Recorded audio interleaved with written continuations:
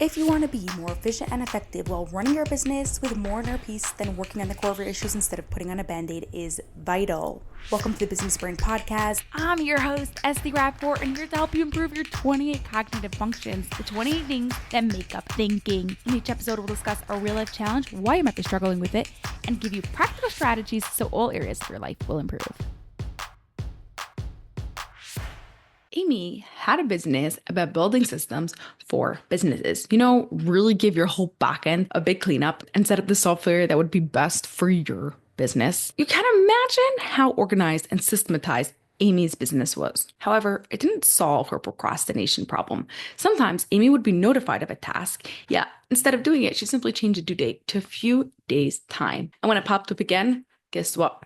She changed the due date again. By understanding why Amy was procrastinating on certain tasks, not only were we able to solve the problem, she also gained additional tools to help her clients so she can serve them even better. Because guess what? Systems only work if you work the system. Amy is now able to help her clients work the systems better. If you're experiencing something similar, I'm here to tell you do not have to struggle forever. In this episode 499 of the Business Brain Podcast, I'm going to share with you the exact steps of what you can do to have your own transformation. But first, if you're looking for specific exercises to improve specific thinking skills, I've got you. Your essential guide to cognitive functions is a super easy to understand, super easy to implement resource on each of the thinking skills. You'll get a better understanding of how each of these thinking skills show up in your life and ways for you to improve them.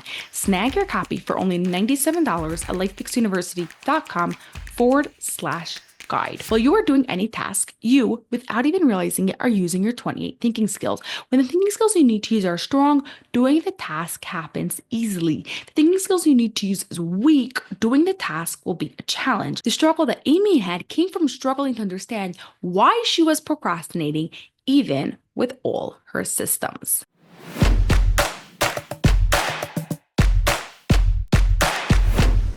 Systems do not solve all your problems. Sure, when used correctly, it can keep order in the chaos. But if you are not using the system, then before you know it, those systems itself create chaos. That's why before hiring a business systemizer or before hiring a professional organizer, you want to make sure your thinking skills related to the systems are strong and up to par, or you're going to have a system and not end up using it. For the most part, Amy's thinking skills related to systems were not just good, they were really strong. After all, this was the genius her clients were hiring her for. Yet, it didn't mean she never procrastinated. If the task she needed required her to use a thinking skill that wasn't strong, she just pushed that task off over and over again.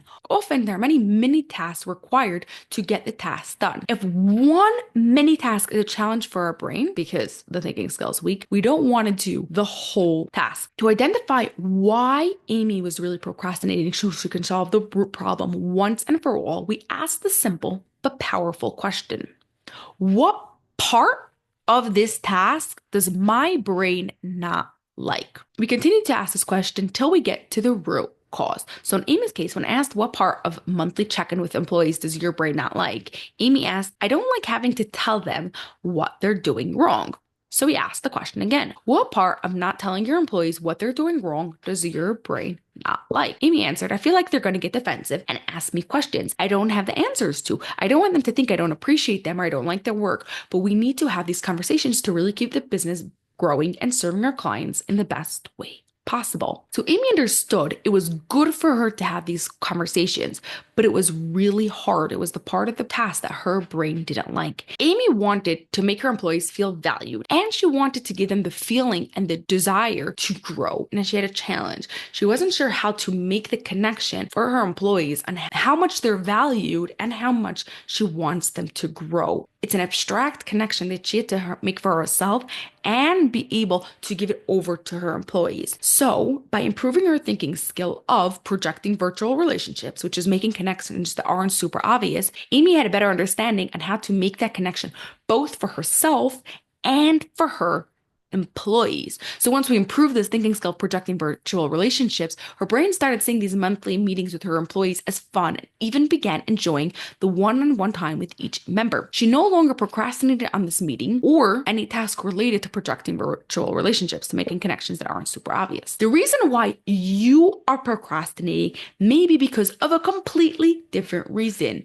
You want to understand why you're procrastinating by asking yourself the question, what part of this task does my brain not like? And just like Amy, you can use these questions with your clients or employees if appropriate.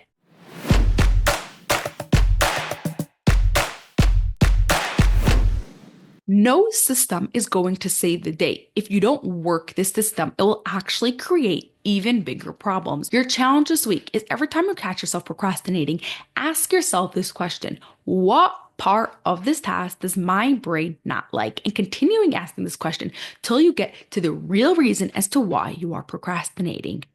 P.S. It's going to be directly related to a thinking skill. That's all for this episode of the Business Brain Podcast. If you enjoyed it, please share it with 2 of your business friends so they too can gain from it, and you'll be helping us reach our goal of 1 million downloads by the end of 2025.